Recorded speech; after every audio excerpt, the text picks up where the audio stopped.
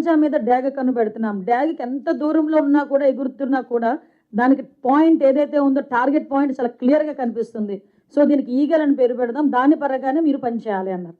So eagle SHAR దగ్గర నుంచి వచ్చిన వర్డ్ అది. ఇంచుమించు చెప్పాలంటే ఒక మానస పుత్రిక అనాలి ఈగల్ని. ఈరోజు ఆ ఈగల్ మనం స్థాపించిన దగ్గర నుంచి కూడా రవికృష్ణ గారిని మంచి ఎఫిషియెంట్ ఆఫీసర్ని కూడా దానికి డీసీ కింద ఏర్పాటు చేసుకొని, మనం డిఐజీ కింద ఏర్పాటు చేసుకొని అక్కడి నుంచి కూడా మనం అందరం కూడా వర్క్స్ అనేవి స్ప్రెడ్ చేసుకోవడం జరిగింది. ఈగల్ టీమ్స్ ఏర్పాటు చేసుకోవడం దగ్గర నుంచి ఈరోజు ఈగల్ టీం పరిస్థితి ఎలా ఉందంటే, ఇందాక నేను మాట్లాడుతుంటే చెప్తున్నారు, అందులో ఉన్న ఒక కానిస్టేబుల్ కూడా ఈరోజు మాట్లాడాలి అనుకుంటే మొత్తం టీంలో వాళ్ళు ఏం పని చేస్తున్నారు మొత్తం అంతా కూడా ఒక మోటివేషన్ ఇవ్వడానికి ఒక 20 minutes ఒక కానిస్టేబుల్ కూడా డైరెక్ట్గా మాట్లాడగలరు. అంటే ఈరోజు జనరల్గా ఉన్న పోలీస్ కూడా ఏదైనా కంప్లైంట్ పెట్టాలంటే ఈగల్కి పనిచేస్తున్న కానిస్టేబుల్ ఫోన్ చేసి మేము ఏ యాక్ట్లు పెట్టచ్చు, మేము ఏంటి ఏ రకంగా మేము దీన్ని ప్రొసీడ్ అవ్వచ్చు అని అడిగే పొజిషన్కి ఈరోజు ఈగల్ టీం పనిచేస్తుంది. అంటే ఈగల్లోనే 3 టాస్క్ ఫోర్స్ కేంద్రాలుగా పెట్టుకున్నాం. ఒకటి వైజాగ్, విజయవాడ అండ్ రాజమండ్రి. వైజాగ్ అక్కడ కూడా మనం ప్రత్యేకంగా టీంని ఏర్పాటు చేసుకొని ఏదైతే మనకి ఏజెన్సీ నుంచి వస్తుందో గాంజాయి వస్తుంది సరఫరా అవుతుంది అనుకున్న ప్లేస్ని కొన్ని హాట్స్పాట్లు గుర్తించాం. ఈ విషయం కూడా ఇక్కడ మీకు ఒక విషయం కూడా చెప్పాలి. మేము అధికారంలోకి వచ్చిన నాటికి ఇంచుమించు మల్టిపుల్ వేస్ ఉన్న ఏజెన్సీ నుంచి కిందకు వచ్చే వేస్, కానీ ఎన్ని చెక్ పోస్టులు ఉన్నాయా అని ఆ రోజు అడిగితే 4 చెక్ పోస్టులు ఉన్నాయండి అన్నారు. ఆ 4 చెక్ పోస్టుల దగ్గర కనీసం సీసీ కెమెరాస్ ఉన్నాయా అంటే సీసీ కెమెరాస్ లేవండి అన్నారు. అంటే అటువంటి పొజిషన్ నుంచి ఈరోజు చాలా వేరే సెక్టార్స్లో సీసీ కెమెరాస్ ఏర్పాటు చేసుకోవటం, చెక్ పోస్టులు ఏర్పాటు చేసుకోవటం, ఎక్కడి నుంచైనా వస్తుంది గాంజా వస్తుందంటే ఇన్ఫర్మేషన్ మనం తీసుకోవటం, ఇమీడియట్గా దాన్ని పట్టుకొని వాళ్ళందరికీ కూడా కేసులు పెట్టడం. సుమారుగా చూస్తే జూన్ 2025 వరకు చూసుకుంటే 831 డ్రగ్ కేసులు నమోదు చేశాం. ఈ రోజుకి 2114 మందిని అరెస్టు చేయడం జరిగింది. 23,770 కిలోల గంజాయి ప్లస్ 27 లీటర్స్ యాషిష్ ఆయిల్ కూడా పట్టుకోవడం జరిగింది. 2093 వాహనాలు సీజ్ చేయడం జరిగింది. 8,200 మందికి అవగాహన శిబిరాలు ఏర్పాటు చేయడం జరిగింది. ఇక్కడ ఈ హ్యాషిష్ ఆయిల్ దగ్గర ఒక విషయం చెప్పాలి. నేను మొన్న పాడేరు వెళ్ళా, ఈ ఆల్టర్నేటివ్ క్రాప్స్ డిస్ట్రిబ్యూషన్ చేయడానికి నేను రవికృష్ణ గారు ఇద్దరం కలిసి వెళ్ళాం. యాక్చువల్గా అక్కడ మాట్లాడుతుంటే నాకు కలెక్టర్ అండ్ ఎస్పీ ఒక విషయం చెప్తే షాకింగ్ నాకు నిజంగా. లాస్ట్ గవర్నమెంట్లో 2019 to 24 ఇన్ బిట్వీన్లో ఈ గాంజా పెంచడం ఒక ఎత్తు, గాంజాని సరఫరా చేయడం ఒక ఎత్తు అయితే, ఏదో కుటీర పరిశ్రమలాగా స్మాల్ స్కేల్ ఇండస్ట్రీ లాగా ఈ గాంజా నుంచి ఈ హ్యాషిష్ ఆయిల్ ఏదైతే తయారు చేస్తారో ఆ మిషనరీస్ని ఇంట్లో పెట్టుకున్నారంట. ఇంట్లో పెట్టుకుని వాళ్ళే ప్రిపేర్ చేసి ఆ ఆయిల్ని కూడా సరఫరా చేసే పొజిషన్. ఎప్పుడైతే మనం ఈగల్ ఎస్టాబ్లిష్ చేసి ఈగల్ తాలూకా యాక్టివిటీస్ పెరిగినాయో అప్పటి నుంచి మొత్తం వాటన్నిటినీ కూడా వాళ్ళు వదిలేసి వేరే వేరే రాష్ట్రాలకు కూడా తీసుకెళ్ళిపోయే పరిస్థితి. వాళ్ళు ఇక్కడ మనకు అటువంటి ఆపరేషన్స్ కూడా ఏమీ లేవు, జీరో ఆపరేషన్స్, అటువంటి ఆపరేషన్స్ అయితే జీరో. ఇది కూడా one of the best result. ఈరోజు మేమందరం కూడా మీకు అందరికీ తెలుసు ఈగల్ అంటే ఒక గాంజాని మీరు అక్కడ నుంచి సరఫరా ఆపేస్తే సరిపోతుందా అండి అంటే కాదు. లాస్ట్ గవర్నమెంట్లో very sorry to say school బ్యాగుల్లోకి వెళ్ళిపోయిందండి. స్కూల్ బ్యాగుల్లోకి గాంజా ప్యాకెట్స్. నాకు పెద్ద టాస్క్ అయిపోయేది అనమాట. హోమ్ మినిస్టర్గా మేము ఉన్న తర్వాత సీఎం గారు ఎక్కడికి వెళ్ళినా మా అమ్మాయి ఇలా గాంజాకి అలవాటు పడిపోయారని, మా అబ్బాయి ఇలా గాంజాకి అలవాటు పడిపోయారని చెప్తా ఉంటే భయం వేసేది. అందుకని ఆ రోజు నుంచి ఈ రోజు వరకు మేము అదే దృక్పథంతో ఒక యజ్ఞం టైప్లో మేము చేయడం జరిగింది. ఈరోజు ఈగల్ క్లబ్స్ని ఏర్పాటు చేసుకున్నాం.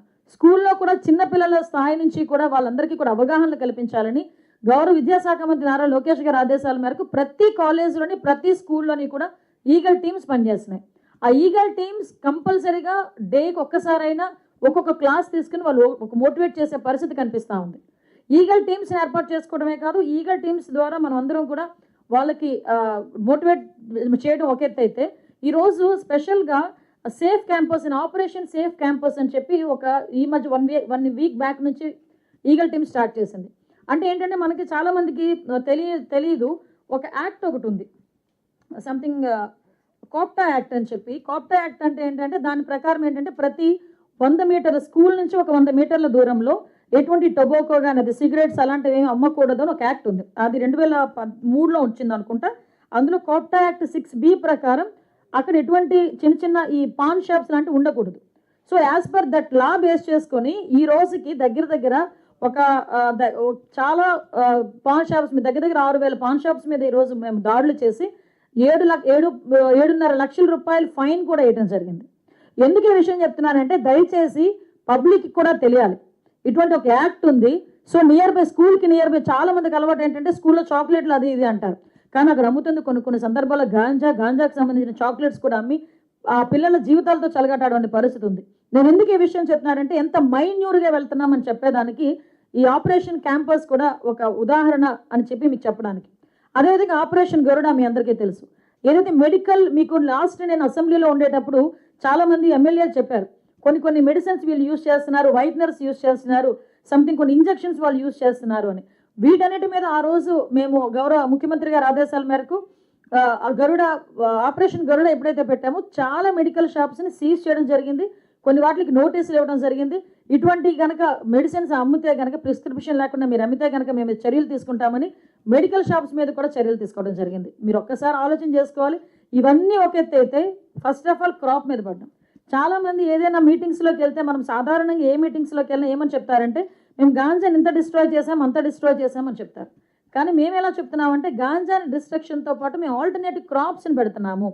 ఈరోజు ప్రతి గిరిజనుడి పరిస్థితి ఎలా ఉంటుందంటే ఎవరో లాభం గురించి వీళ్ళ తాలూకా ఫైనాన్షియల్ పొజిషన్ని ఆసరాగా తీసుకొని వీళ్ళని ప్రలోభ పెట్టి మీకు ఇంత ఇస్తామని చెప్పి గాంజాని తీసుకొచ్చి అక్కడ పంట పండించే పరిస్థితి నుంచి అరే నీకు వచ్చే రూపాయి ఆ గాంజా మొక్క మీద పెట్టే రూపాయి ఇంకొక మొక్క మీద పెడితే అదే రూపాయి కన్నా ఎక్స్ట్రా వస్తుంది.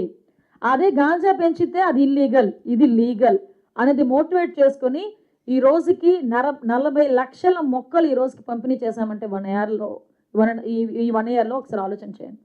మొన్న రీసెంట్గా ఒక ప్రోగ్రాం పెట్టుకొని పాడేరులోని మేము వెళ్ళి alternative crops 35,000 alternative crops at the same time వాళ్ళతో పాటు 25,000 రైతు కుటుంబాలు గిరిజన రైతు కుటుంబాలకు ఉపాధి కలిగేటట్టుగా మేము ఈరోజు చేసుకున్నాం.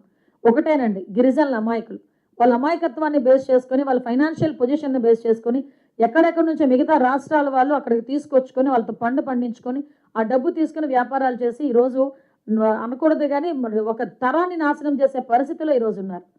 దాన్ని ఈరోజు మేము డిస్ట్రాయ్ చేయాలి అనుకున్నాం, చేసాం. సుమారుగా 325 గ్రామాలని హాట్స్పాట్స్ కింద వీళ్ళు గ్రహించారు. ఎలాగ చేశారంటే డ్రోన్ సర్వేలెన్సెస్, మాకు satellite surveillances, at the same time మనందరికీ కూడా తెలుసు ఫిజికల్ విజిట్లు చేశారు.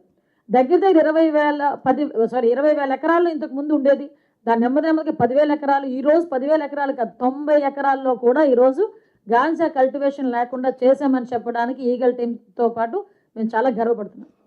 You're very proud to say ఈరోజు గాంజా కల్టివేషన్ అన్నది జీరో కల్టివేషన్ ఈరోజు చేయగలిగాం. ఎక్కడైనా అటువంటి పరిస్థితి ఉన్నా కూడా వాళ్ళకి ముందే హెచ్చరిస్తున్నాం.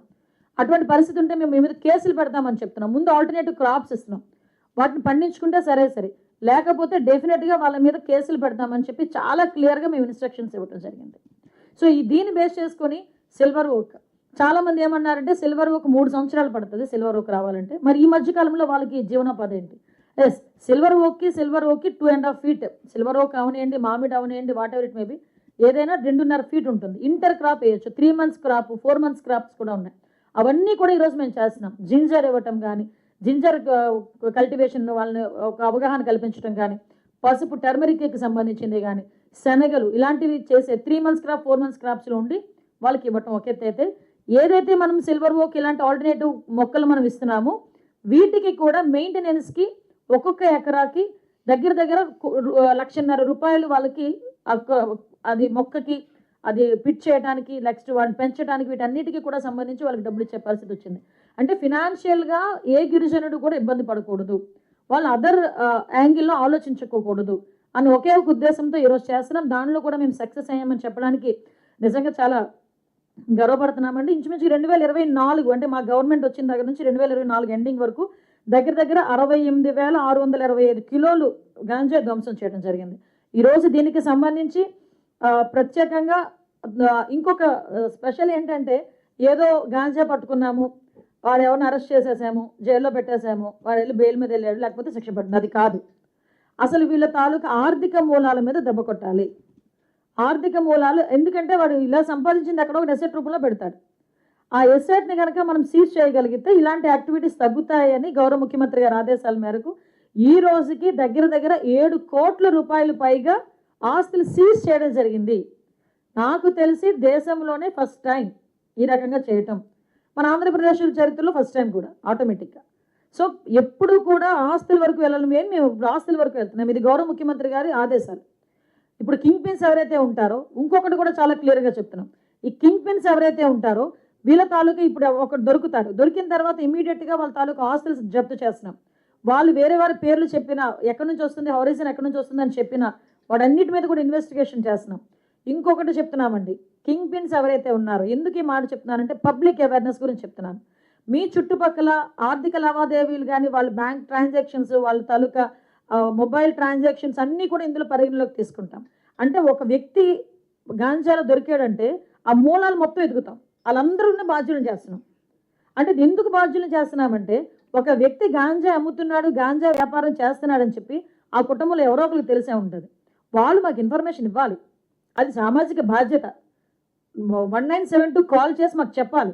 అలా చెప్తే వాళ్ళు సేఫ్ జోన్లో ఉంటారు, చెప్పకపోతే వాళ్ళు కూడా ఇందులో ఈ ట్రాప్లోనే ఉంటారు. కంపల్సరిగా ఎవరైతే మేము కింగ్ పిన్స్ ఎవరైతే పట్టుకుంటున్నామో వాళ్ళందరూ, ఆ చుట్టుపక్కల ఉన్న వాళ్ళందరినీ కూడా బాధ్యులను చేస్తాం.